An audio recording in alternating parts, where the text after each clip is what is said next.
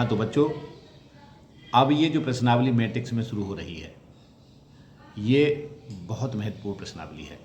इसमें कोई लापरवाही नहीं करेंगे, ध्यान से समझेंगे। जब तक पूरी तरह समझ में नहीं आ जाता, जब तक प्रैक्टिस करेंगे, इस पर बड़ा सवाल मिलेगा तुम्हें। 6 नंबर का सवाल भी मिल सकता है और 100% मिलता है, इसलिए कहीं कोई त्रुटि नहीं। अगर समझ में नहीं आता है तो दोबारा समझिए। देखिए, किसी भी सवाल को, किसी भी पाठ को समझने का गणित में तरीका ये रहता है कि जो सवाल यहाँ मैं तुम्हें समझा रहा हूँ, सबसे पहले उसी सवाल को निकालिए।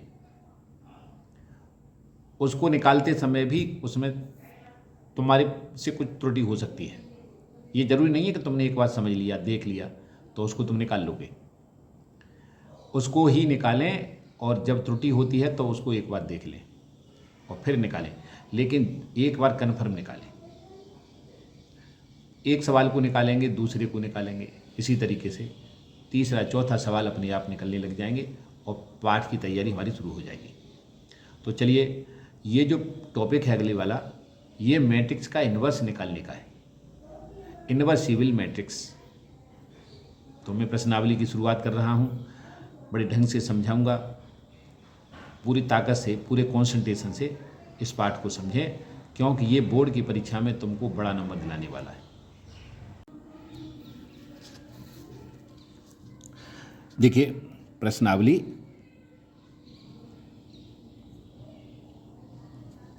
3.4 और मैं यहाँ लिख देता हूँ मोस्ट इम्पोर्टेंट। इसमें हम पढ़ रहे हैं व्युत्क्रमणीय आव्यूह। व्युत्क्रमणीय आव्यूह। देखिए, थोड़ा जल्दबाजी नहीं, धीरे धीरे समझाऊंगा, धीरे धीरे समझिए। इसको कहते हैं inverse of a matrix. Inverse of a matrix, invertible matrix. अच्छा, क्या होता है? देखिए, ज़्यादा कठिन काम नहीं है, लेकिन इम्पोर्टेंट ज़्यादा है। मैं एक सूत्र बता रहा हूँ, A=IA। सूत्र भी कुछ नहीं है, लेकिन इसको हम सूत्र के रूप में प्रयोग करेंगे। I का मतलब यूनिट मैट्रिक्स है। A मैट्रिक्स में हमने I का मल्टीप्लिकेशन कर दिया, इसका गुणा कर देने से मैट्रिक्स के मान पर कोई प्रभाव नहीं पड़ता। इसका फ़ायदा उठा करके हम A इन्वर्स निकालेंगे। प्रोसेस क्या रहेगा, पूरी विधि क्या रहेगी, वो अभी हम एक सवाल लेते हैं, प्रश्नावली का ले लेते हैं, और प्रश्नावली का सवाल लेकर के हल करेंगे। कैसे निकालेंगे तो तुम्हारी समझ में आने लगेगा अपने आप ही। देखिए, मैं सवाल लेता हूँ इसका 3.4 का पहला ही सवाल ले रहा हूँ मैं। पहला सवाल सरल होगा तो वो समझ में आएगा। एक मैट्रिक्स दिया है, मान लिया मैंने कि ये मैट्रिक्स है, और ये है मैट्रिक्स 1 -1 और 2 और ये 3। मैट्रिक्स दे रखा है 1 -1 2 3, ये इसके एलिमेंट हैं। ये 2×2 का मैट्रिक्स है, ये हम जान गए। 2×2 का ये हम जान गए हैं। हम इसका इन्वर्स निकालना चाहते हैं। इन्वर्स को इस तरीके से व्यक्त किया जाएगा। ये क्या है? व्युत्क्रमणीय आव्यूह है ये, यानी A का व्युत्क्रमणीय आव्यूह। ठीक है, इस तरीके से इसको प्रदर्शित करेंगे। A इन्वर्स निकालना है। इस सूत्र में जो हमने बताया है, इसमें दोनों जगह A लगा दो, यानी यहाँ पे हमने मान लगाया 1 -1 2 3, और यहाँ पे हमने मान लगाया I का 2×2 का है तो 2×2 के रूप में लगाया, और ये 3×3 का है तो 3×3 के रूप में लगाया। A का मान यहाँ रखिए। A का मान नहीं रखेंगे यहाँ, गलती, इसको A रखेंगे। गलती हो रही है बच्चों, इसको A ही रखा जाएगा। हमें अब A इन्वर्स निकालने के लिए क्या करना है ये समझिए। ये जो मैट्रिक्स है, ये वाला, इसको हमें आई बनाना है। क्या बनाना है? आई। ऑपरेशन लगा करके इसको हमें आई बनाना है। अच्छा, कैसे? यहाँ पर केवल पंक्ति ऑपरेशन काम करता है बच्चों। किसी रो में से किसी रो को घटा सकते हैं, किसी रो में किसी रो को हम जोड़ सकते हैं, इसको हम रो ऑपरेशन कहते हैं। सही है ना? अच्छा, ये अगर ऑपरेशन हम लगा रहे हैं इधर, तो वही ऑपरेशन इसमें लगेगा, वही परिवर्तन इधर होना है। जो परिवर्तन हम इधर करेंगे वही परिवर्तन इधर होगा। देखिए, उसका भी एक तरीका है। सबसे पहले हम यहाँ जीरो बनाएंगे, यानी दूसरी पंक्ति के पहले कॉलम के एलिमेंट को जीरो करेंगे। उसके बाद में यहाँ पर अगर कोई होता 3/3 का तो इसको जीरो कर दे। फिर उसके बाद में हम इधर नंबर लेंगे, सबसे लास्ट वाले में इसको जीरो करेंगे, फिर इसको जीरो करेंगे। इस तरीके से जीरो करेंगे और बिल्कुल निश्चित तरीका मान करके इसी तरीके से करेंगे सभी सवालों को, नहीं तो गड़बड़ हो सकती है। अच्छा, अब मैं यहाँ जीरो बनाऊंगा। देखो, तो इसको जीरो बनाने के लिए क्या करना पड़ेगा? इसमें से पहली जो पंक्ति है इसमें 2 का गुणा कर रहा हूँ मैं। किसी भी पंक्ति में किसी का भी गुणा करके भाग करके हम दूसरी पंक्ति में जोड़ या घटा सकते हैं। इससे इस पर कोई प्रभाव नहीं पड़ेगा, दोनों साइड में क्रिया हो रही है, दोनों साइड में परिवर्तन वही होगा। अब मैंने लिखा यहाँ जो परिवर्तन हम कर रहे हैं इसको मैं काट देता हूँ। दूसरी पंक्ति में कर रहे हैं तो लिखेंगे R2। इससे ऐसा लिखने से फ़ायदा ये होगा कि बाकी पंक्तियों को हम जो कहते हैं लिख देंगे, जिसमें परिवर्तन कर रहे हैं उसी पे ध्यान रहेगा हमारा। अब हम कर क्या रहे हैं? R2 - 2R1। पहली पंक्ति में 2 का गुणा किया और दूसरी पंक्ति में से घटा दिया। देखो, पहली पंक्ति को जो कहते हो हम लिख लेंगे 1 - 1, बिल्कुल निश्चिंत होकर के, बराबर यहाँ भी लिख लेंगे पहली पंक्ति को 1 0 और ये A। अब दूसरी पंक्ति पे ध्यान देंगे, यानी यहाँ पे 2 का गुणा करके हमने इसमें से घटाया है तो ये तो 0 हो गया। इसको 0 बनाने के लिए ही ये परिवर्तन किया था। यहाँ पे क्या आएगा? इसमें 2 का गुणा करके इसमें से घटाया है, 3 में से -2 घटाएंगे तो ये धन का हो जाएगा 5। बिल्कुल ऐसा ही यहाँ बताइए, इसमें 2 का गुणा किया और इसमें से घटाया तो -2 आ जाएगा।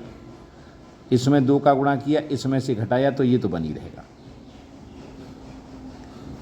अब हम ये कह रहे हैं कि अब यहाँ 0 बनाइए, यहाँ पे इसको 0 बनाओ। इसको 0 बनाने के लिए क्या करना पड़ेगा? देखिए, इसमें 5 का भाग करना पड़ेगा और फिर इसमें जोड़ना पड़ेगा। परिवर्तन हम कर रहे हैं R1 में। अब दूसरी पंक्ति में कोई परिवर्तन नहीं, R1 में परिवर्तन कर रहे हैं और क्या कर रहे हैं ये भी लिख दो, यानी R1 + 1/5 R2। 1/5 का या तो ये कहिए गुणा कर दिया दूसरी पंक्ति में, या 5 का भाग कर दिया और पहली पंक्ति में जोड़ेंगे। दूसरी पंक्ति में कुछ नहीं कर रहे हैं हम, केवल पहली में कर रहे हैं। दूसरी पंक्ति को जो कहते हैं लिख देंगे, यानी 0 5। इसको जो कहते हैं लिख देंगे क्योंकि इसमें हमें कुछ करना ही नहीं था। अच्छा, पहली वाली पंक्ति को छोड़ेंगे -2 1, इससे फ़ायदा होगा, त्रुटि नहीं होगी। अब पहली पंक्ति में परिवर्तन होगा, 1/5 का गुणा करो यहाँ और इसमें जोड़ो, यानी यहाँ 0 है तो 0 में किसी का भी गुणा कर दो, वो तो 0 ही रहेगा, यहाँ तो 1 ही आ जाएगा। अच्छा, अब यहाँ हम 5 का 1/5 का गुणा करेंगे और इसमें जोड़ेंगे तो ये 0 हो जाएगा बालकों। अब इसमें आ जाओ, 1/5 का गुणा इसमें किया, देखो इसमें तो -2/5 हो गया और 1 में जोड़ा 1 - 2/5, ठीक है। और इसमें हमने 1/5 का गुणा किया तो ये 1/5 हो गया और इसमें जोड़ दिया तो ये 1/5 हो गया। आ गया समझ में? अब यहाँ पे इसको देखिए एक बार और सरल करता हूँ मैं, और यहाँ लिख देंगे और यहाँ लिखेंगे और ये हो जाएगा 1 0 0 5। केवल इसको सरल करने की वजह से ये लाइन लिखी जा रही है। लासा ले लो, 5 1 5 ऋण 2 यानी 3/5, ये 1/5 चल ही रहा है पहले से, -2 और ये 1, ठीक है, ये आया। अच्छा, अब क्या करेंगे, यहाँ पे हमें 1 लाना है, तो जो ये वाली रो है इसमें पूरी रो में 5 का भाग कर दो। तो ये कहेंगे लिखने की आवश्यकता नहीं है, हमने 5 का भाग कर दिया, तो ये बन जाएगा तुम्हारा 1001। और लिखना चाहें तो यहाँ लिख सकते हैं R2 में परिवर्तन कर रहे हैं। क्या परिवर्तन कर रहे हैं, R2/5, ठीक है, इसको लिख दें, अच्छा रहेगा। अच्छा, ये हो जाएगा इक्वल टू 3/5, 1/5, इसमें हमने 5 का भाग किया है तो -2/5 और ये 1/5, और ये a चल ही रहा था। ये क्या है, ये तो i है, इसको हमने लिखा i, और ये क्या हो गया, 3/5, 1/5, -2/5, 1/5। a को इधर ले आए तो ये नीचे आ जाएगा, गुणा से दूसरी तरफ लाएंगे तो हर में आएगा। इसको ऊपर ले जाते हैं तो ये हो जाएगा i × a inverse equal to 3/5, 1/5, -2/5, 1/5। i का मान तो 1 होता है, यूनिट मैट्रिक्स है, तो ये सीधा सीधा आ गया a इनवर्स इक्वल टू, देखिए यहाँ सब में 5 का भाग जा सकता है, तो 1/5 हमने बाहर ले लिया, तो ये बचेगा 3 और ये बचेगा 1 और ये रह गया -2 और ये 1। कहने का मतलब हो गया कि a इनवर्स का मान निकला। वैसे तो ये आंसर है, ज़्यादा से ज़्यादा हम इसमें से 1/5 बाहर ले सकते हैं, कॉमन ले सकते हैं, तो a इनवर्स निकल आया। पाल को अगर समझ में नहीं आई तो मैं कल दोबारा समझाऊंगा।